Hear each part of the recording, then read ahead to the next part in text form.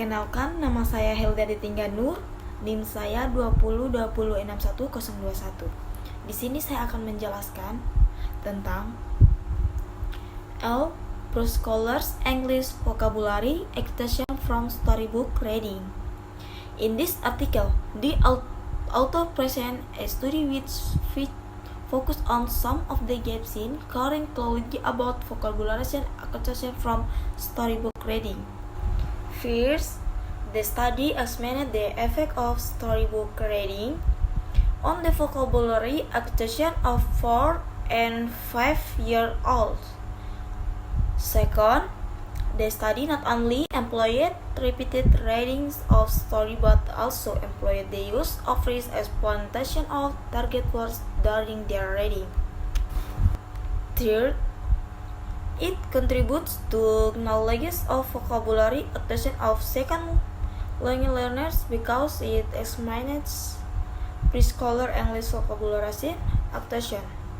Next, it examined to not only the role of initial L2 vocabulary knowledge acquisition but also the role of initial L1 knowledge to second language vocabulary acquisition.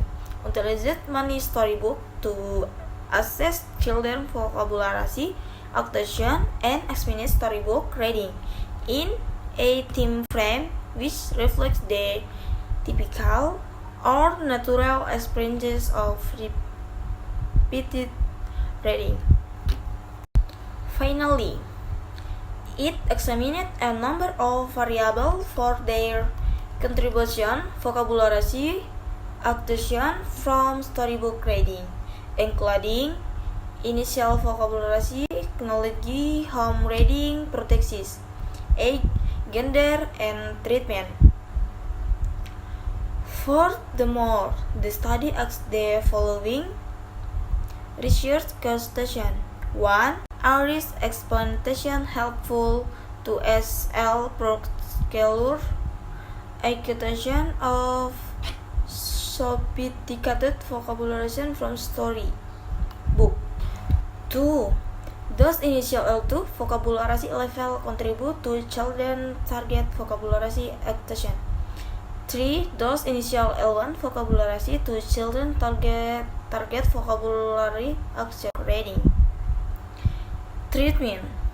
Initial L2 level home reading practice age and gender. Baik, saya akan menjelaskan tentang materi yang kedua, yaitu story based vocabulary teaching. This aims to investigate the effect of story as context on vocabulary, recognition, and retention.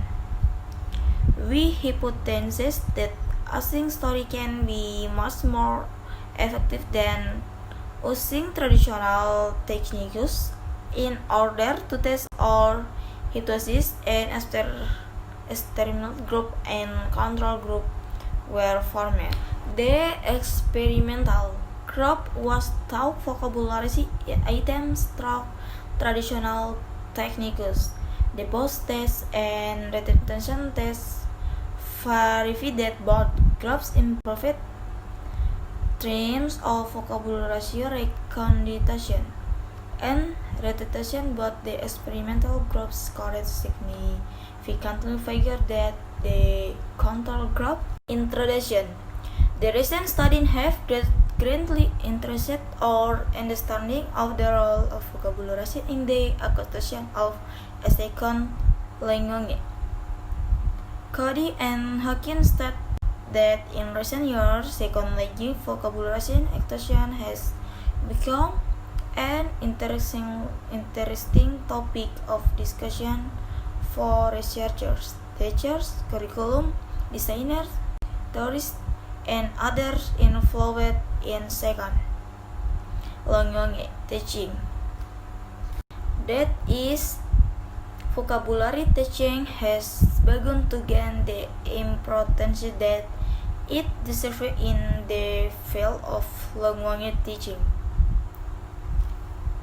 Jadi tanpa tata bahasa sangat sedikit yang bisa disampaikan, tetapi tanpa kosakata tidak ada yang bisa disampaikan. Ini adalah bagaimana ahli bahasa David Wilkins menyimpulkan pentingnya pembelajaran kosakata. Meskipun sangat sedikit yang dapat diucapkan dengan tata bahasa, hampir semua hal dapat diucapkan dengan kata-kata. Dengan demikian, pengajaran kosakata harus menjadi area pengajaran bahasa yang berbeda di samping mendengarkan, berbicara, menulis, dan membaca. Seperti yang dikatakan Torbury, hal terpenting dalam mengajarkan kosakata adalah memilih teknik, metode-metode, atau strategi yang tepat. Oke, jadi pembahasan cukup sampai di sini. Ada pemahaman yang tidak sesuai.